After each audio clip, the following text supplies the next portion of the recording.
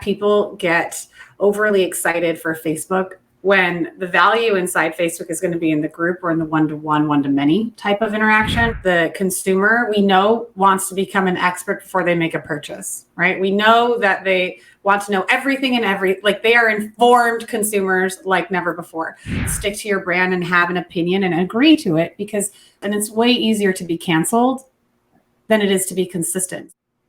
Hey, Lauren, welcome to the show. Thank you for having me. I'm so excited to be here. Now, I've known you for, I think it's only been, about 4 years, something like that, War Room, Driven. Big plug out and shout to the Driven Mastermind, Kasim, Jason Fladlin, and Perry Belcher. Amazing mastermind. And we're both part of that group. So I get to see you quite a lot. But even before I see you, I know when you've walked into a room because your energy seems to come in like about 10 minutes before you do. And it's like a hurricane. You've been warned, but you can't get away from it. You are the founder, very successful coach, digital marketer, your own stuff. Lauren Petrullo, CEO, founder of award-winning marketing, Mongoose Media out of Orlando. You're also involved in Asian Beauty Essentials, CMO of, was it Eco-Conscious Baby Swimwear, Bow and Belt? You do a lot. When did you first realize that creating, and more importantly, then being able to get it out there in marketing and media were your unicorns, was your secret sauce? When did you realize that? 5 or 6 years old. Oh, good. Why? And I mean this seriously, because there's a lot of entrepreneurs out there that they come up with a great idea, but unless you've got a great idea coupled with a great client, you're still bankrupt. You know how to actually get it out there, and you're all about the distribution, the amplification, the marketing, and the media, where so many people get it wrong. Why did you, or how did you realize that was actually the thing that you were really, really good at? Well, from when I was 5 or 6, it was just a proposition my father made to me and said I could get the Barbie I wanted as long as I could figure out how to get what I wanted. And I was aware of how much my Barbie costs and how many paintings I needed to sell to my neighbors worth 5 cents, 25 cents. And I got it done within 10 minutes. And I was like, oh, well, that was easy.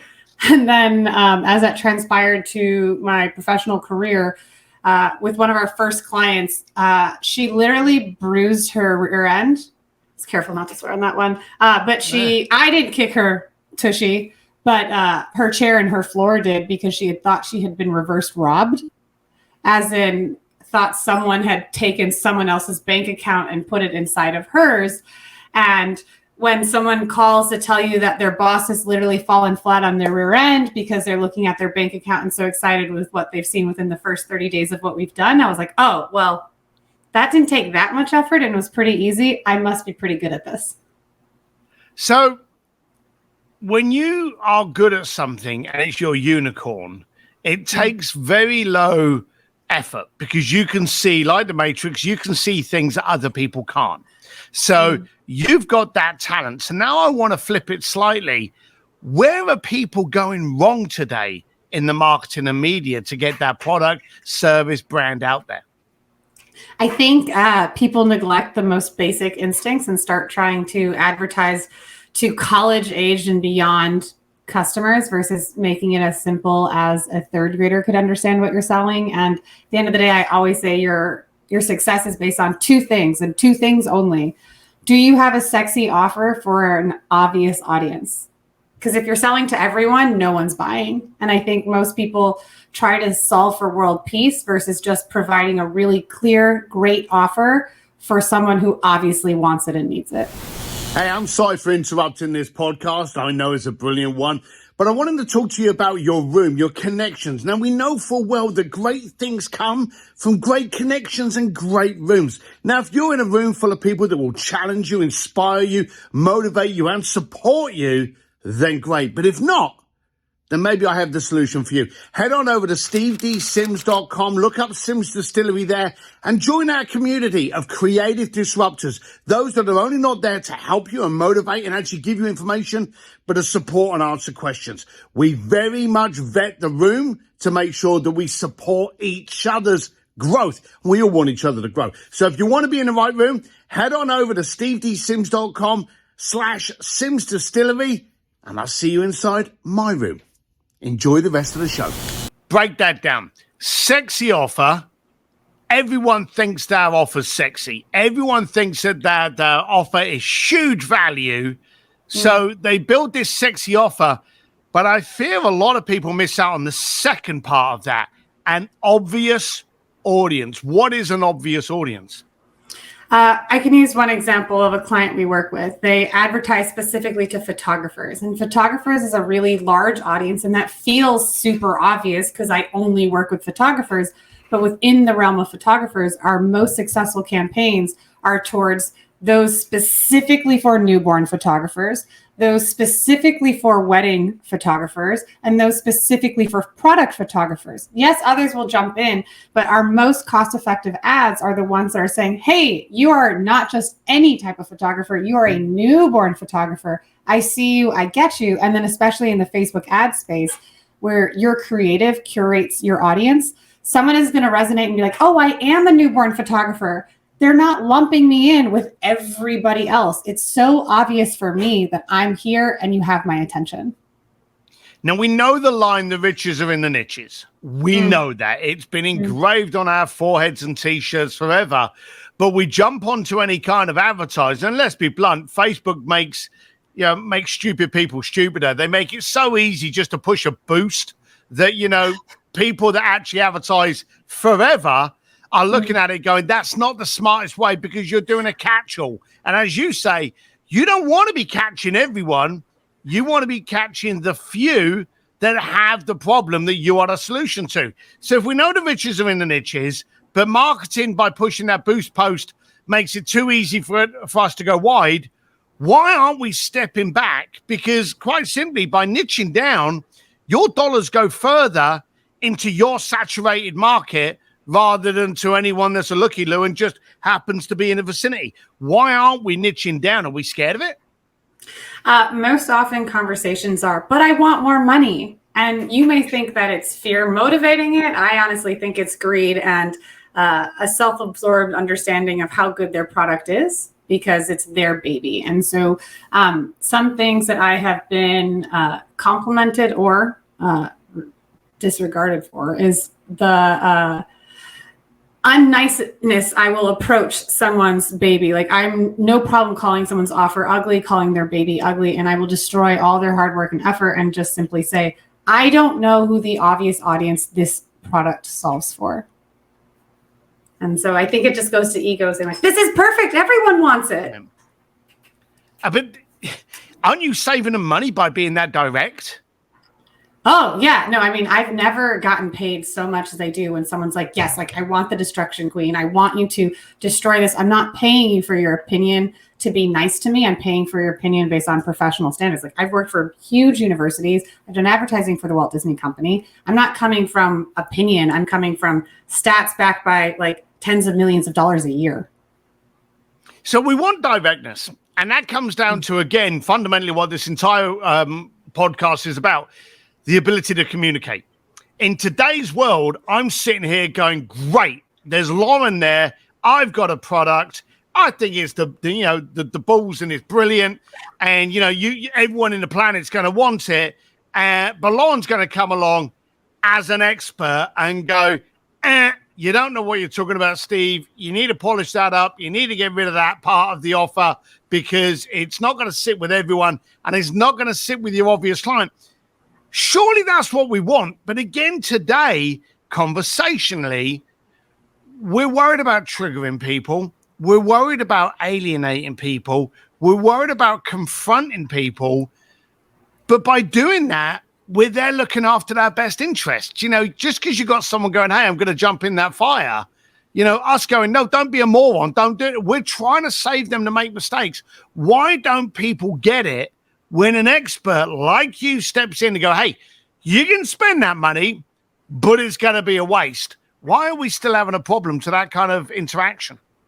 I think that interaction gets splits into two sides, right? You have the individuals that will hear it all day long. Like, I'm not inventing anything new. As you said, this is common knowledge. It's not necessarily commonly applied, but I think a bigger part comes into where if people don't pay, they don't pay attention. And so often if they're hearing and listening to this stuff, like, they need to feel the pain and the sour of them blowing money for no reason before it actually sustains, because we're accustomed to buying the painkiller versus proactively exercising to alleviate that pain. And so I just think for a larger part of the audience, the individuals that are, I'm here to get all the free information I can and figure it out myself, and I'm going to invest my time as a resource versus my investment. For them, it's at the end of the day, they haven't felt the hurt enough. And then for the other side where they've invested and they're ignoring it, I think their ego just stays in the way and saying, I know better than this individual or than all these books that have been successful because I created this product and it's perfect. All right. So product's got to be niched down. It's got to be a sexy ass offer. We've been seeing, Alex Hamosi running around all of the moment about value stacking, perfect masterclass on how to do that. We know we've got to make it an obvious client. Now let's look at the vehicles. Now, Dan Fleischman, a friend, and he's been on the podcast before, he said something crazy, which made me smile. He said there's about 500 social networks every single week, of which by the end of the week, a lot of them have gone pop. And then the following week, there's another bunch. But he said most people can only name like about 6. Are there any social networks that you think should be avoided? Avoided. I think that people get overly excited for Facebook, just being honest. And like, I do mostly Facebook. I have very intimate relationships with Meta. I would just think that people assume Facebook is the best because Facebook ads are really great. People are managing pages and posting content on pages when the value inside Facebook is going to be in the group or in the one-to-one, one-to-many type of interaction. And I think people are wasting their time spending time focusing on posts on a page that aren't getting seen anyways.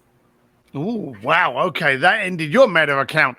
So there's a bunch of social networks out there, and I have an opinion. So let me just let you know I'm dragging you down a rabbit hole here. There's loads of socials out there. We've been through Clubhouse. We had that little arousal for 5 seconds. Now everyone got all pumped up on Threads and thought that was the greatest thing. Twitter suddenly become X.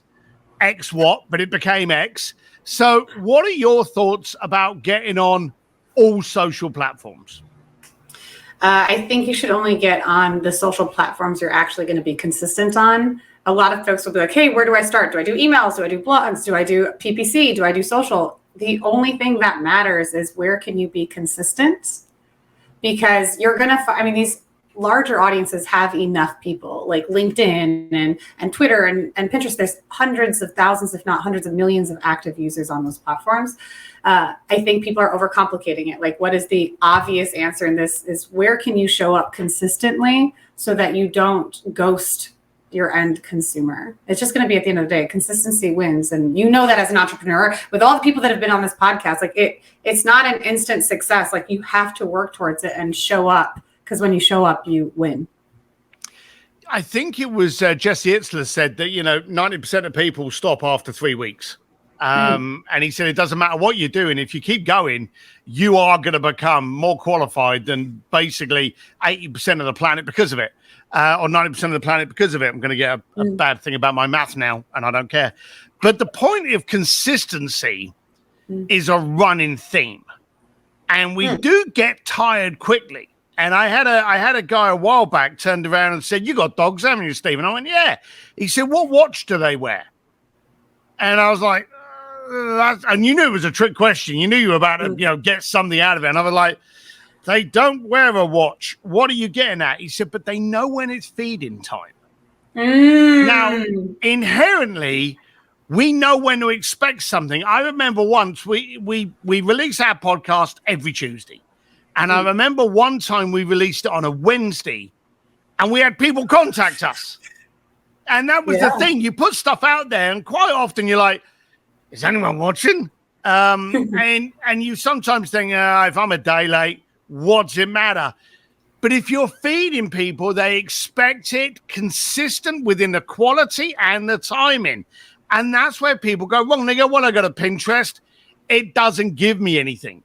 And to your point, you turn around and you go, well, when was the last time you posted it? Oh, I don't, because I don't get any interaction. And they fail to see the loop. If you post on a regular basis, do it for 3 months. In fact, 3 months is a long time. In today's world, if you post 3 times a week for 3 months, that's a mountain of data you can receive from that. Yes. But people won't do it. So again, isn't it lazy? And because of that laziness, and I think COVID has actually got us lazier, don't we stand just an unfair advantage just by pumping stuff out consistently?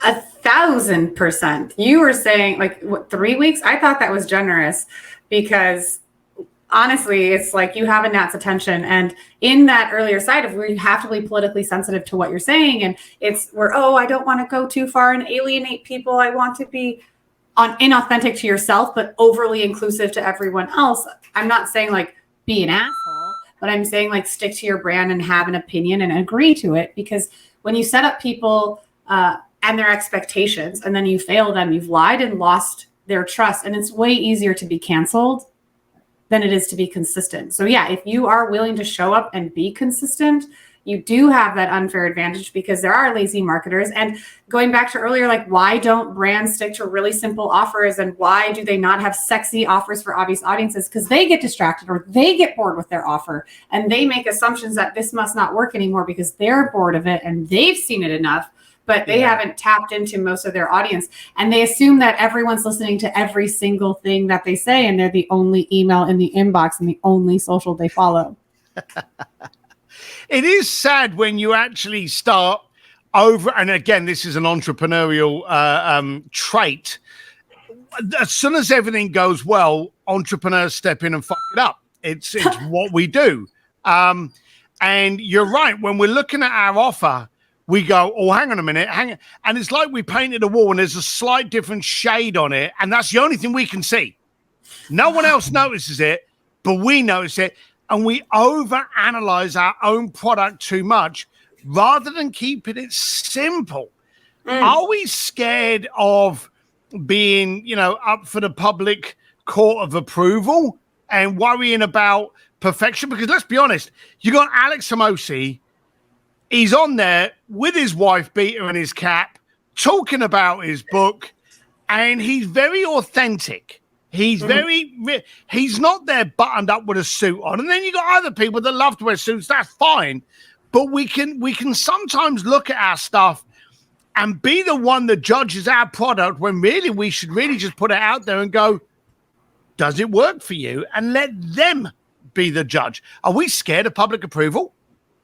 Oh, 1,000%. I'm scared of my mom's approval, but I grew up in a Catholic house, so that just gets amplified with the public approval. But for sure, I mean, that makes sense. It's a scary world, and the internet has allowed anonymous clapbacks and bullying in mass, and so it's much easier to not than to do. But in that same thread, you said earlier, like it's important to be consistent and important for quality. People care about things that don't matter. They go and distract away from a sexy offer. Like, who cares about the button color? Like, oh my gosh, get over it. That doesn't matter. Is the offer good enough? Let's keep it simple and be consistent. If you're going to be consistently showing up as your authentic self in a low production format, but you're providing value, that matters way more than an over polished room for mistakes. Like, you're not the president. No one's expecting you to be perfect. But if you set yourself up for that perceived idea, I mean, I would be terrified too. Who wants that? No thanks. Pass. Hard pass. Yeah, no, perfection. No, that wouldn't. No one wants it. It's undue stress, and no one wants to stress. So we know that consistency, a half-baked idea with consistency is going to do way better than a brilliant concept with no activity. So you've got to keep so if anyone's listening, for a start, look up Lauren Petrullo. Let's not wait to the end. Lauren, where's the best way to find you? I love your Instagram feed, by the way. More people need to follow you. You are a nutbag, but you got so much nuggets there and your enthusiasm. Where's the best people to find out about you and follow you? About me, I'm on all the socials, Lauren E. Petrullo, but know that I'm not consistent on all of them because I'm not going to be consistent on all of them. Like, I will be voyeuring on Instagram all day long. I have the best reels game ever. I send more funny reels to all my friends. That's just facts.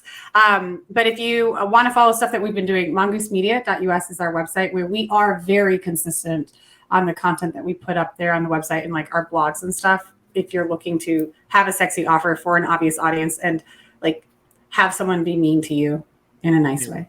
Good. We'll post all of those beneath. So if anyone's going to listening to this, just, pull your car over and you'll see the notes and you'll see the show notes in there. So we'll be pushing it out there. All right. So we know it's got to be consistent. We know we've got to remove ourselves away from perfection. We know we've got to look for that obvious audience and niche it down. And we know that stop blaming the platform if you're the issue with not being consistent. Now, I've got shoes older than the internet. So we know that stuff changes quickly. Over the next, and we used to go, what's going to happen in the next 5 to 10 years? My God, we got Skynet coming, the Terminator's going to come along and we're all obliterated. What's going to happen in the next 1 to 3 years, do you think, in the world of marketing and media, online, offline? What do you think? Give us your next 1 to 3. Okay, number one, in the hybrid space of online and offline, I think the consumer, we know, wants to become an expert before they make a purchase, right? We know that they want to know everything and like they are informed consumers like never before. So I think the hybrid model of experiential shopping, whether they buy online and they have a surprise and delight experience at home, or they have a brick and mortar that they can interact with to elevate their online experience, I think experiential shopping is going to win. 2, I really believe that the AI disruption of search is going to change how people find recommendations. And so I think that Google will become not the only source of truth. We already know that people use social media like YouTube or even Instagram as a quasi-search function. And so I just think that there's going to be a massive disruption of what is considered modern SEO. And then the third one goes into like mixed reality and augmented reality, which is similar to the first model of that hybrid, but it's an experience of what your product is, because you can use filters on IG, people know about all day, but there's ways that you can bring the environment, the product, and the service to the consumer personally in a way that others can't and won't. And I think that those that participate in a mixed reality, augmented reality, potentially virtual reality, it's still a little bit further, are going to see just massive brand lift and massive brand story in a shorter and shorter consumer attention span. You just unloaded a lot there.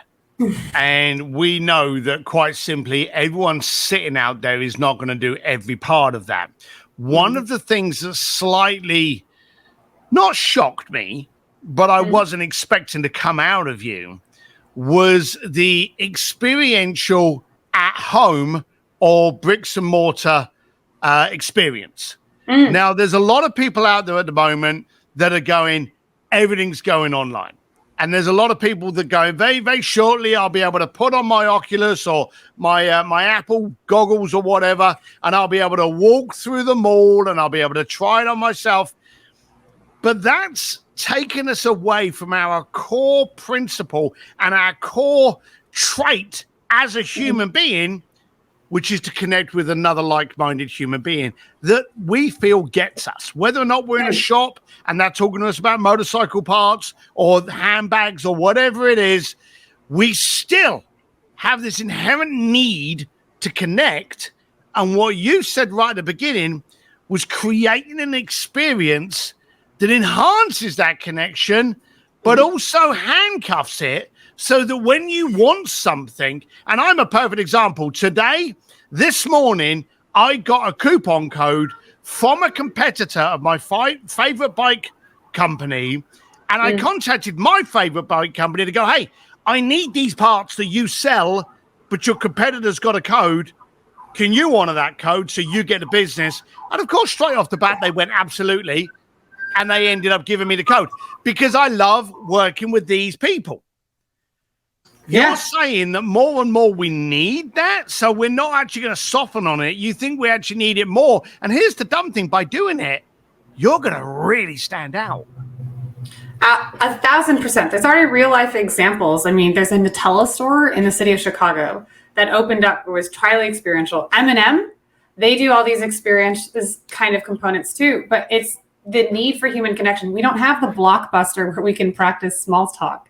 You want to have your consumers who demand that they become experts before they make a purchase, have a place that they can go to feel validated that one, they're getting the right information, and two, they're equally smarty pants because all of their friends are choosing just Amazon stuff based off of reviews. But look at me, I'm a product expert. But yeah, like that tie-in with experiential, even like, so going back to the augmented reality piece, some of the most successful campaigns that a lot of us don't necessarily pay attention to, but get massive impressions and huge dollar increased value compared to what the cost of investment is, like is using a QR code and having an augmented reality where the package, imagine if you order a product, I'm going to say you order this chapstick and the package comes out and then you can see the actual ingredients and the flavors of this come to life in this story building character. So now you're not just a product, you're a brand. You're Disneyfying your experience and you're standing out amongst a crowd of Me Too other companies selling the similar, okay, a chapstick is a chapstick is a chapstick. Disneyfying your experience. That's beautiful. That's absolutely beautiful. I saw one, and I don't know what technology. I was with a friend of mine. Well, I'd say a friend of mine. Most people know who he is, Peter Diamandis. And there was this company that gave us these postcards. And when you looked at this postcard, the postcard was a NASA postcard because Peter's a space geek. And they had this postcard, but when you put your phone on it, there was a scene on it like space. And there was nothing there. But in this space picture was obviously some kind of code. And as you did it, this rocket was there and you were able to move your phone and see around this rocket. It was the most incredible thing. And it was a postcard. And I have to admit, I think I kept that with me for like about 6 months. I ended up leaving it in my jeans and washed the damn thing. And it didn't work then. But it was one of those things you're talking about, the wow experience. Now, my point is, for the people listening and using Lauren's words, how can you Disneyfy your product to service? You've just made a chapstick sexy. I've just spoken about a postcard. If you can go that extra mile, and it goes back to the beginning of consistency and keep on going and give that extra little bit, if you can keep adding that 1% more, you will be a natural born winner.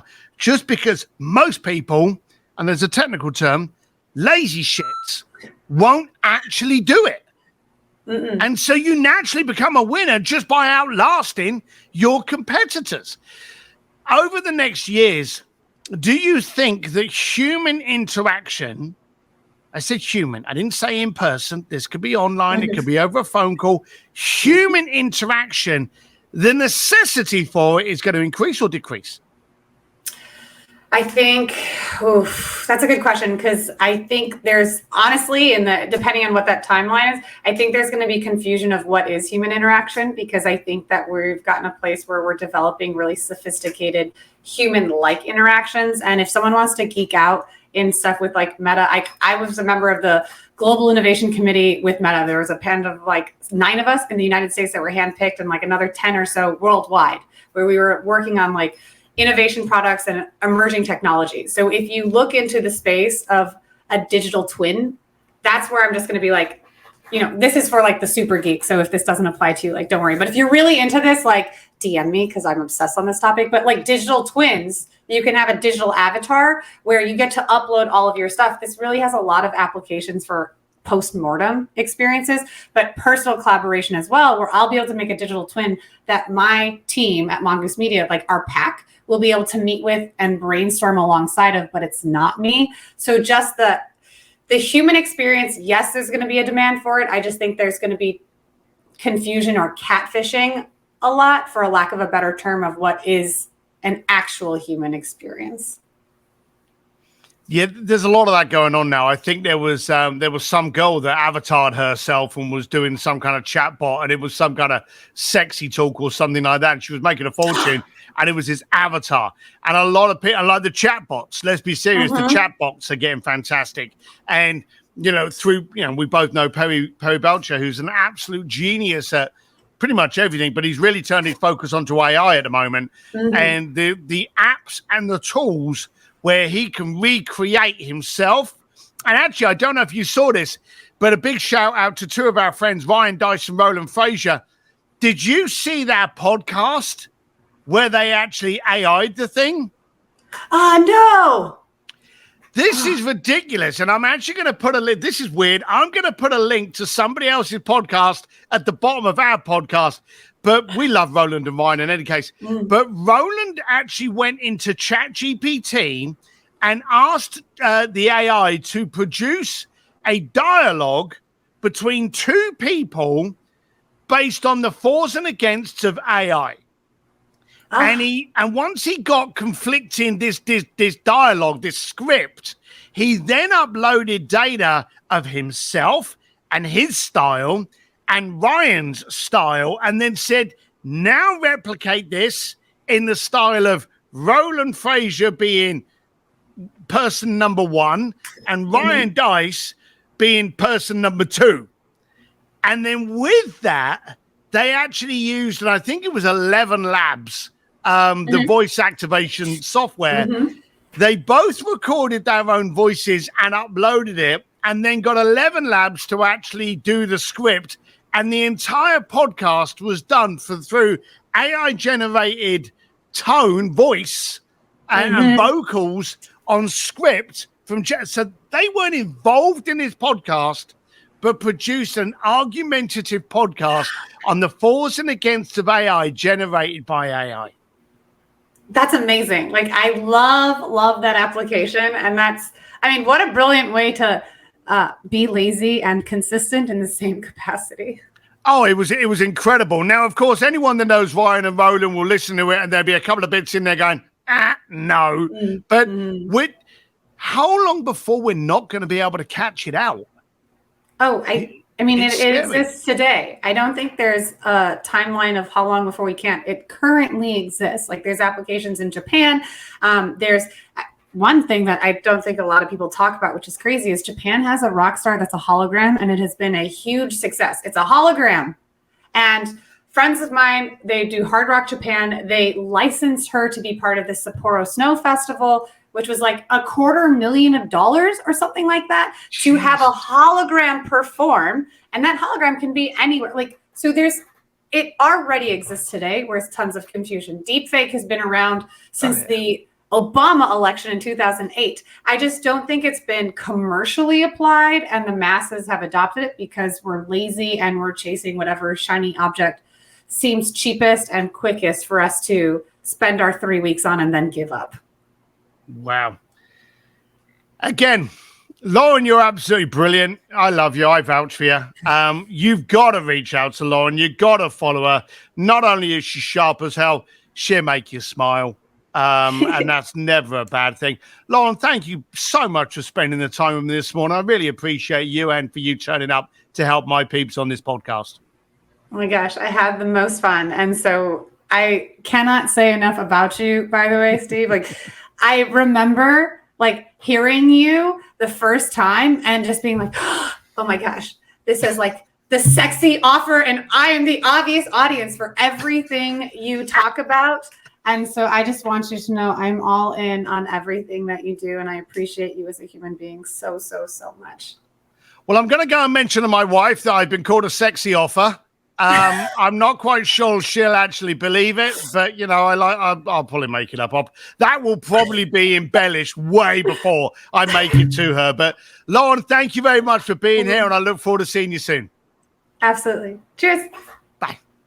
Well, that was another episode of the Art of Making Things Happen podcast with me, your host, Steve Sims. If you like it, you know the scoop. Subscribe, tell your friends, share it around. Let them get benefit from this juice. And of course, if you want to change the room you're in, join Sims Distillery. Jump over to stevedsims.com/Sims Distillery, or you can find a link directly from that website.